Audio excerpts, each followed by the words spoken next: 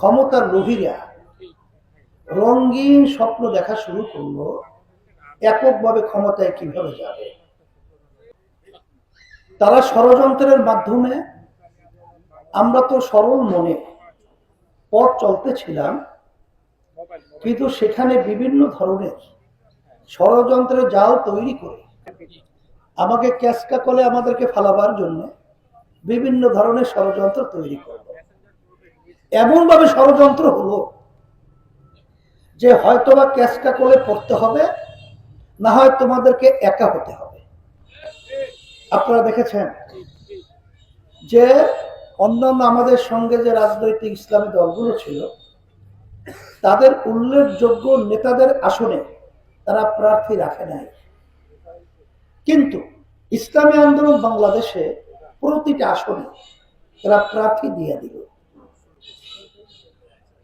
মানে তাদেরকে আটকালো, আমাদেরকে বের করার জন্য ক্যাসকাকল তৈরি করলো। এখন হয়তোবা তোমরা এখানে থাকবা, অথবা তোমরা বের হইল বাংলাদেশের ভিতরে একা থাকবা। ইসলামী আন্দোলন বাংলাদেশ আল্লাহর মধ্যে এখন একা নয়। শুধু তাই নয়, আজকে আপনারা দেখবেন ওরা একা হয়ে গেছে। আজকে বাংলাদেশের সম্মানিত ওলামায়ে কেরাম সব আল্লাহর রহমতে আমাদের সাথে আছে। আজকে যারা কি ইসলামকে ভালোবাসে, যারা কি ইসলামের সাইনবোর্ড লাগিয়ে ষড়যন্ত্র করেছিল, শরিয়া আইনে তারা দেশ পরিচালনা করবে না। শরিয়া কাকে বলে? আমরা নামাজ পড়ি, এটা শরিয়া। আমরা রোজা রাখি, এটাও শরিয়া। আমরা হজ করি, এটাও শরিয়া। আমরা দ্বীনের কার্যক্রম পরিচালনা করি, এটাও শরিয়া। তারা শরিয়া আইন অনুযায়ী দেশ চালাবে না, তাহলে তারা কি নামাজ বাস্তবায়নের চেষ্টা করবে না? তারা কি ধর্মের অনুপ্রেরণা এবং নীতি অনুযায়ী চলার ব্যবস্থা তারা করবে না? তারা কি করবে? তারা ইসলাম থেকে বিচ্ছিন্ন হয়ে গেছে। এবং যারা নাকি বাংলাদেশের ৯০-৯২ জনের মতো মানুষ মুসলমান, সেই মুসলমানদের ধর্ম হলো ইসলাম, তাদের জীবনের চেয়ে মূল্য হলো ইসলাম। কিন্তু আজকে আমরা কি দেখলাম?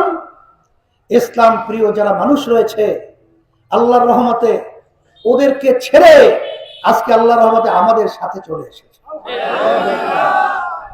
ওরা একা হয়ে গেছে। বলে কেমন? আমরা দেশকে ভালোবাসি, আর ওরা এই দেশের ভালোবাসার নামে গোপনে আমেরিকার সাথে গোপন বৈঠক করে। যারা নাকি দেশ প্রেমিক রয়েছে, তারাও কিন্তু তাদের সাথে থাকবে না। এদিক থেকে ওরা একা হয়ে গেছে। আর আল্লাহর রহমতে আমাদের সাথে আল্লাহ রয়েছে, ইসলাম প্রেমিকরা রয়েছে, দেশ প্রেমিকরা রয়েছে। মনে করেছেন যে ইসলামী আন্দোলন একা হবে, দল ভেঙে যাবে, অমুক হবে, তমুক হবে। না না, আল্লাহর রহমতে আমরা দেখেছি সারা বাংলাদেশের মধ্যে সর্বশ্রেণীর মানুষ আজকে ইসলামী আন্দোলনকে আন্তরিকভাবে ভালোবাসা শুরু করেছে। আমরা ইসলামী আন্দোলন বাংলাদেশ ঘোষণা করেছিলাম ইসলামের পক্ষে একটা বাক্স, সেই বাক্সকে ছিনিয়ে নেওয়ার পরিকল্পনা করেছিল। কিন্তু আল্লাহর রহমতে আপনাদের দোয়ায় এখন ইসলামের পক্ষে বাক্স বাংলাদেশে এখন একটাই আছে। সেই ইসলামের বাক্সের নাম হলো হাত পাখা প্রতীকের বাক্স, ইসলামী আন্দোলন বাংলাদেশের বাক্স। কারণ অন্যান্য যে দল রয়েছে, তারা কেউ বলছে তারা ইসলাম প্রতিষ্ঠিত করবে? বলেন তো। এই যারা নাকি জামাত জোটে রয়েছে, তারা কি বলছে তারা ইসলাম প্রতিষ্ঠিত করবে? করবে না। অন্যান্য রাজনৈতিক জোট রয়েছে, তারা কি বলেছে ইসলাম প্রতিষ্ঠিত করবে? করবে না। এই জন্য আমি অনুরোধ করছি যে আমরা বারবার ৫৩-৫৪ বছর আমরা দেখেছি দেশ পরিচালনা করেছে। আমরা এই দেশের পরিবর্তনের জন্য আজকে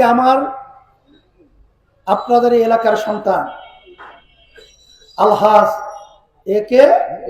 কে এম বেলাল, আপনারা জানেন তো আর্থিকভাবে আল্লাহ রাব্বুল আলামিন তাকে সচ্ছল রেখেছে।